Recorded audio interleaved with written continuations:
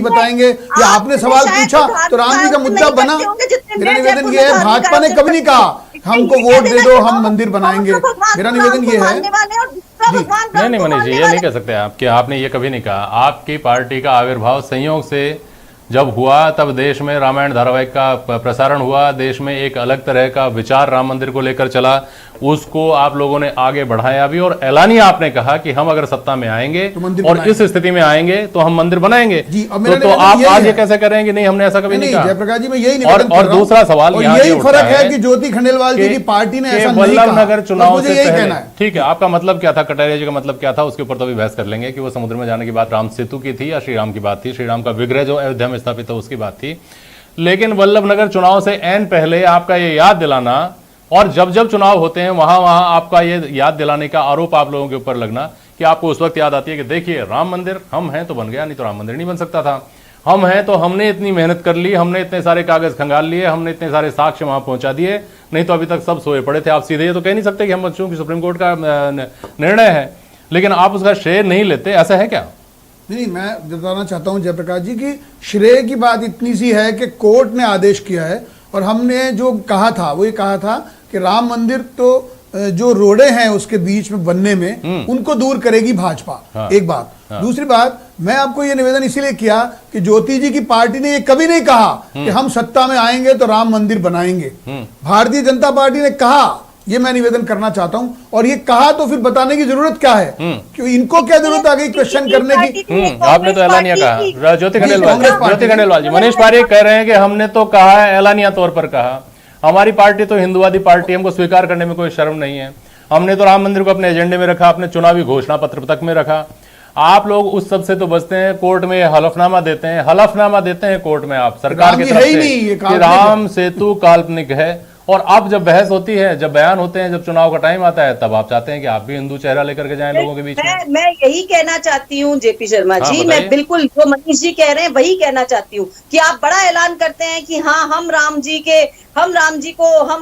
मंदिर बनाएंगे, मतलब राम जी का नाम लेकर के आगे बढ़ते हैं, और फिर वही पार्टी के लोग कहते हैं कि हम होते नहीं तो राम जी नहीं होते। तो ये तो हो गई इनकी बात। अब आप अपनी बात का जवाब दे दीजिए। ये तो इनकी बात हो गई ज्योति जी, ये तो इनकी बात हो गई। इसका तो मैं सवाल करूंगा इनसे और अभी।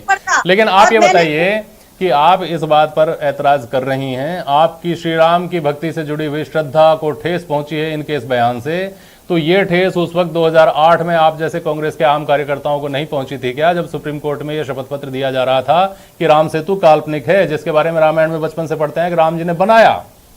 देखिए जेपी शर्मा जी, मैं एक और बात कहना चाहती हूँ, जो बीजेपी में है वही हिंदू नहीं है। केवल हमारे देश में बीजेपी के अलावा भी बहुत सारे हिंदू हैं और कांग्रेस पार्टी में भी बहुत सारे हिंदू हैं। मैं एग्जाम्पल के तौर पे कह सकती हूँ, जयपुर में ये बीजेपी के जो लोग हैं इनके समय पे मंदिर टूटते हैं। कार सेवा में जाना हिंदू होने की गारंटी नहीं है। कांग्रेस में जो कार सेवा में जाने से कोई सर्टिफिकेट थोड़ी जारी हुए थे। कार सेवा में आया वो हिंदू और बाकी लोग हिंदू नहीं। समर्थक नहीं थे वो, मतलब मेरा कहने का मतलब नहीं। आप ये भी नहीं कह सकते आपके घर में सारे लोग कार सेवा में गए थे क्या? कह सकते हैं आप ये कि वो मंदिर समर्थक नहीं थे जो अगर आपकी कार सेवा में नहीं गए। ऐसा नहीं होता है कि जो आपके बीजेपी में है वो तो केवल हिंदू है, वो राम को मानते हैं और बाकी लोग राम को नहीं मानते। ये बीजेपी धर्म और राजनीति दो अलग चीज है। जवाब दे सकती हैं और ना वो देना चाहेंगी, वो इस सवाल से बचना ही चाहेंगी और कांग्रेस पे बात ऐसा करती रहेगी।